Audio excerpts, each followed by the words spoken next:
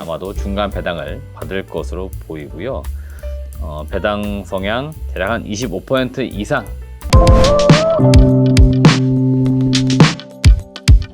네, 안녕하세요. 반갑습니다. 그로스 리서치 이재모입니다. 이번 영상에서는 현대차가 지난 6월 20일에 그 현대차 CEO 인베스터 데이를 개최를 했습니다. 그래서 여기에서 나왔던 중요한 내용들을 한번 짚어보고요. 이 내용들이 앞으로 현대차 그룹 어떤 사업의 비전에 있어서 어떤 것들을 의미하는지 한번 같이 좀 알아보려고 합니다. 네, 우선 이번 인베스터 데이에서는 재무, 전기차 전략, 미래 사업, 리스크 관리 이렇게 네 가지로 구성을 해서 발표를 했습니다. 그래서 가장 중요한 건 향후 이제 현대차가 얼마의 규모로 투자를 할 것이냐, 그리고 어떤 사업에 있어서 더 힘을 싣고 갈 것이냐, 이런 것들이 핵심 포인트가 되겠습니다. 우선 첫 번째 재무 전략에서는 향후 10년간 109.4조 원 정도 투자를 한다고 했고요. 작년에, 그러니까 22년도죠. 그때 투자 규모 발표했을 때 95.5조 원을 투자한다고 발표를 했습니다. 그러니까 전년 대비하면 연평균 대략 한 1조 4천억씩 더 투자하는데 자금을 쓰겠다, 이렇게 발표를 한 겁니다. 그만큼 지금 대부분은 미래 사업 쪽인 전기차 쪽 관련돼서 투자가 더 금액이 증가가 되었다, 이렇게 보시면 되겠고요. 전동화 관련된 투자비가 35조 원입니다. 여기서 말하는 전동화라고 하는 것들은 EV, 그러니까 전기차 생산하기 위한 전용 공장, 그 다음에 배터리 지금 조인트 벤처 계속 설립을 하고 있습니다.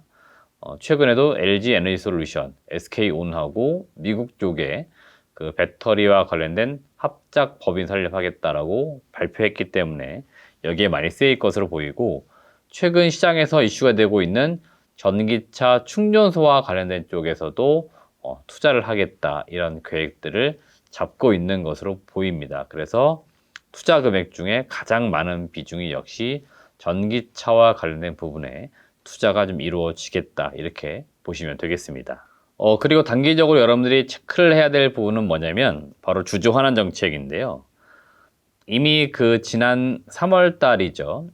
주주총회에서 그 분기 배당 관련된 이런 부분들 또 결정을 지었습니다. 그래서 이번에 이제 분기 배당을 실시할 것으로 보이는데요. 일단 지금 기본 계획은 이제 중간, 그 다음에 기말, 이렇게 2회에 걸쳐서 배당을 할 것으로 보입니다. 그러면은 지금 이제 6월 말로 가고 있기 때문에 6월 말 끝나면 중간 배당 기준이 이제 넘어가는 거죠. 이에 따라서 현대차를 이제 투자하시거나 보유하시는 분들은 아마도 중간 배당을 받을 것으로 보이고요.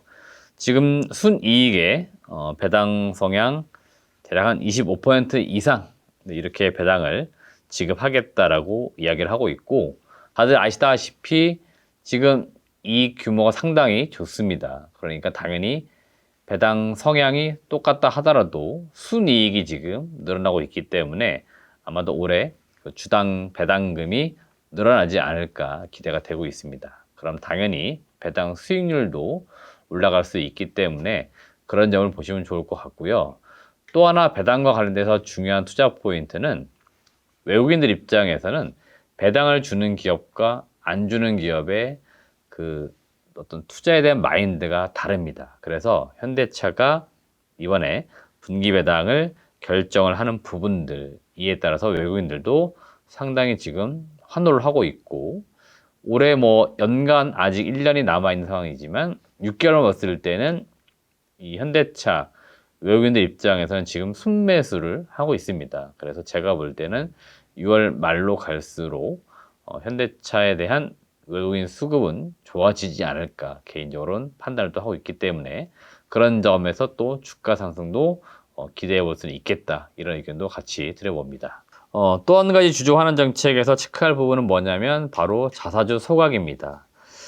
지금 계획대로라면은 자사주를 향후 3년간 발행 주식수의 한 1%씩 소각을 하겠다 이렇게 이야기를 합니다. 통상 자사주를 소각한다는 것들은 기존에 발행되어 있는 주식 수를 줄인다는 걸 의미하죠. 그러면 기본적으로 주식은 발행된 수가 줄어들면 그 가치는 올라간다. 이렇게 이론적으로 많이 이야기들을 합니다. 이에 따라서 소각이라고 하는 이슈는 상당히 또 좋은 이슈이고요.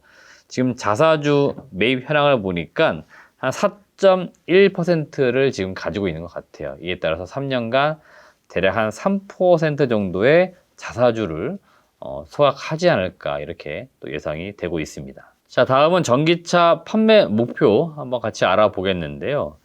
2026년에는 94만 대, 그리고 2030년까지는 200만 대 정도 단계적으로 판매량을 늘리겠다 이렇게 큰 어떤 로드맵을 지금 잡고 있는 것으로 보이고요. 지역별로 보시면 역시나 미국이 가장 많이 팔립니다. 66만 대, 그리고 유럽이 51만 대. 그래서 미국과 유럽이 합쳐보면은 현대차가 팔겠다고 하는 전기차 총 수량의 거의 절반 이상을 차지합니다. 그렇게 보면 단기적으로 향후 10년간 미국 시장이 굉장히 가파르게 성장할 수밖에 없을 것으로 보이고, 최근에 여러분들도 다 느끼시겠지만은 현대차가 지금 미국 쪽에 굉장히 많이 공을 들이고 있습니다. 그리고 실제로 미국 시장 내에서 그 전기차, 그 다음에 내연기관 포함해서 자동차 판매되고 있는 점유율이 굉장히 많이 올라왔습니다. 글로벌 3위 수준까지 올라왔기 때문에 현대차, 기아도 마찬가지입니다. 전반적으로 현대차 이 그룹사의 그 자동차 판매 현황 상당히 좋은데 미국 쪽을 중심으로 많이 타겟팅을 해서 영업 활동을 펼치고 있다는 것도 우리가 눈여겨볼 부분이라고 말씀드리겠습니다. 그리고 이번에 발표된 내용들 중에서 모듈러 아키텍처라고 하는 단어가 등장을 하는데요. 기존에 그 eGMP라고 하는 것들을 많이 들어보셨을 겁니다. 아마도 2019년도 이때부터 꾸준히 나왔던 이야기들인데 전기차 전용 플랫폼이죠. 근데 이번에 모듈러 아키텍처라고 해서 일종의 2세대 전용 전기차 플랫폼이라고 보시면 되겠습니다. 이거 도입을 해서 그러면 현대차가 얻을 수 있는 게 무엇이냐? 가장 중요한 단어가 등장을 하는데 바로 원가 절감입니다. 그래서 지금은 어떤 특정 차종이나 차급별로 전용 라인이 좀 약간은 다른 것 같은데 이 모듈러 방식으로 가게 되면은 이 차의 급수와는 관계없이 대량으로 자동차를 생산할 수 있을 것으로 보입니다. 이게 경제학적으로 봤을 때는 모든 게 그렇지만 대량 생산 들어가게 되면 원가 절감 효과를 뚜렷하게 얻을 수가 있어요. 지금 현대차 같은 경우도 이번에 이 모듈러 아키텍처라고 하는 설계 방식을 도입을 하면서 전체적으로 원가 절감, 기존보다 한 20% 이상 더 가져오겠다 이런 계획들을 잡고 있는 것으로 보이고요. 결국 원가가 절감된다고 하는 것들은 영업이익률을 높일 수 있는 그런 기본이 됩니다. 따라서 지금 현대차 그룹이 지난 내연기관차를 팔 때 보시면 대략 한 5% 정도의 영업이익률을 기록을 했는데 이렇게 되면은 영업이익률 측면에서 뭐 7%대, 8%대까지도 올라올 수 있는 그런 기본적인 사업 얻어 구조를 만들 수 있을 것 같습니다. 그리고 또 한 가지 재밌는 부분은 뭐냐면은 이 배터리 내재와 관련된 이야기들 좀 하고 있습니다. 그래서 여기서 표현하기로는 배터리 기술 역량 고도화 및 전 영역의 밸류 체인을 구성을 하겠다 이렇게 이야기를 하면서 대략 2032년까지 9.5조 원을 이 배터리 설계 및 선행 개발에 좀 사용하겠다 이런 계획들을 잡고 있는 것으로 보이고요. 실제로 지금 보니까 SK온, 그다음에 중국의 CATL과는 배터리 셀 이 시스템을 공동 개발 중이라고 합니다. 그리고 빠르면은 2025년부터 양산 적용할 계획이라고 하기 때문에 배터리를 내재화 시킨다는 점들도 우리가 반드시 주목을 해봐야 될 것으로 보이고, 여기서 재밌는 게 배터리 내재화를 위해서 원 소재 조달부터 밸류체인을 구성을 하겠다, 이런 계획까지도 아주 구체적으로 잡고 있습니다. 따라서 지금 현대차가 어떤 방향으로 사업을 전개해 나가는지 뚜렷하게 지금 보여지는 부분이라고 볼 수 있겠습니다. 미래 기술과 관련돼서는 크게 한 4가지 정도를 이야기를 하고 있는데요. 익히 여러분들 다들 알고 계신 부분들입니다. 우선 첫 번째는 자율주행, 그리고 두 번째 로봇, 세 번째는 항공 모빌리티, 네 번째는 수소 생태계 구축입니다.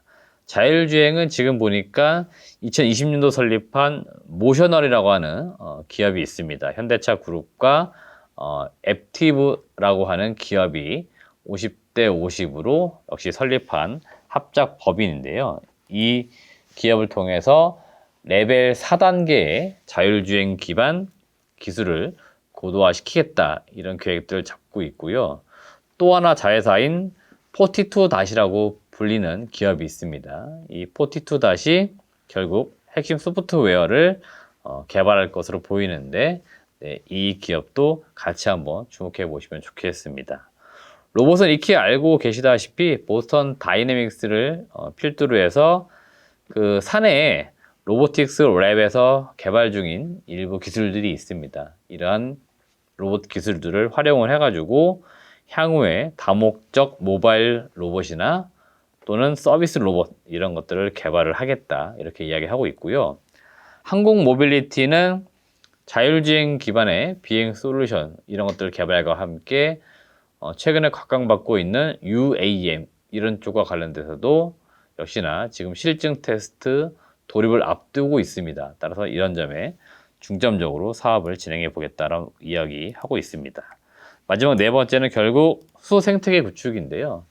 이쪽은 수소 에너지 기반의 밸류체인을 확장을 하고 현대차 그룹 전반에 걸쳐서 신성장 동력으로 삼고 있는 핵심적인 사업 중의 하나입니다. 따라서 현대차뿐만 아니고 현대모비스, 현대위아, 현대로템 등 각 그룹사, 관계사와 함께 수소 에너지와 관련된 밸류체인을 구축을 하겠다, 이런 이야기를 지금 하고 있습니다.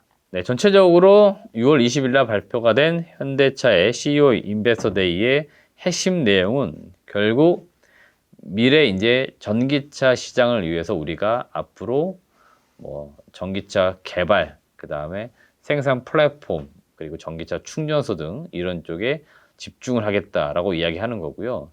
미래에 또다시 커질 수 있는 산업이라고 할 수 있는 수소, 로봇, 자율주행, 이런 쪽도 통합적으로 우리가 미리미리 준비를 해서 글로벌적으로 시장을 선도할 수 있는 그런 기업으로 나아가겠다, 이런 이야기를 시장에 전하고 있기 때문에 현대차의 앞으로 사업 행보 주목해 보시면 좋을 것 같고, 여기와 또 관련되어 있는 많은 또 관계 협력사들이 있습니다. 이런 기업들도 제가 볼 땐 같이 주목을 해보면 좋겠다는 의견을 마지막으로 전달드리도록 하겠습니다. 시청해주신 여러분 고맙습니다.